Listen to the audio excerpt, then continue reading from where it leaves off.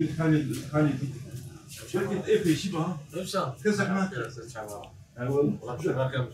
والله في بقى قد يتكلم المان عطنا وزين çok şükür alhamdülillah Arama buydu şu an Harun Vazar'ın da bir esnafı da güzel. Nerede var? Valla her gün buradayız da bugün özet tek tek ziyaret edeceğiz. Arabamız da yoktu. Şu şahsen araba değil. Allah razı olsun. Allah razı olsun. Yok gerek. Her gün buradayız. Bunu böyle ziyaret ederler. Evet şeyde gitmiş İstanbul'a falan da gitmiş. Birazdan gelip soralım, birazdan gelip soralım. Allah diyorsun, valla sınav ziyareti yapıyoruz. Öyle mi? Ha, sınav ziyareti yapıyoruz. Dedik öyle şey yapalım, önce soralım. Yavaş bu fare bu fare İyi diyorsun. İhtiyarlar yardımcı olun.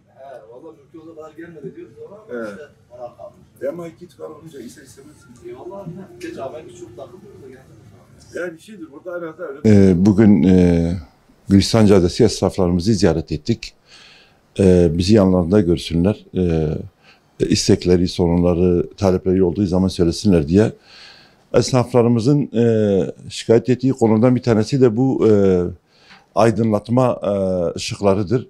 O süs ışıklardır. Onlar çürümüşler, bozulmuşlar, dökülmüşler. Ya güzel bir tamir edilmesi lazım ya da değiştirilmesi lazım. Acil ona bir ihtiyaç vardır. Belediyeden bunu talep ediyoruz. Daha önce belediye yapmış. Bunu da belediye yapacak. Ayrıyeten esnaflarımızın bir sıkıntısı da bu motosiklet, bisikletlerin böyle geçmesi ve çok hızlı geçmeleridir.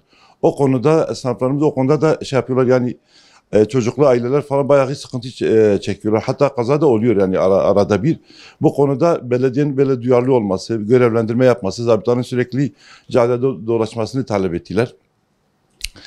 Bizim oda olarak, esnaf olarak en büyük sıkıntımız da esnafların dükkanlarını geç açmasıdır.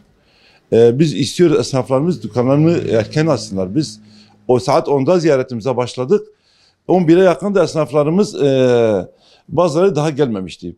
Bu konuda biz de esnaflarımızdan şikayetçiyiz. Esnaflarımız dükkanlarına daha erken gelsinler ve işlerine sahip çıksınlar.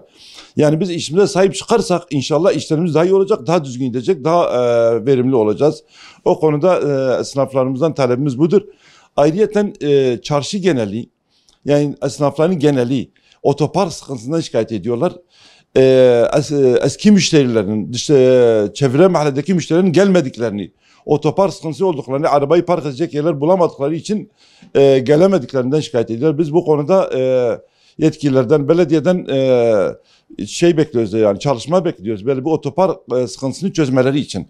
Yani artık çözüm ne gerekiyorsa biz her türlü istişareye, her türlü çalışmaya hazırız. Bu konuda desteğe hazırız.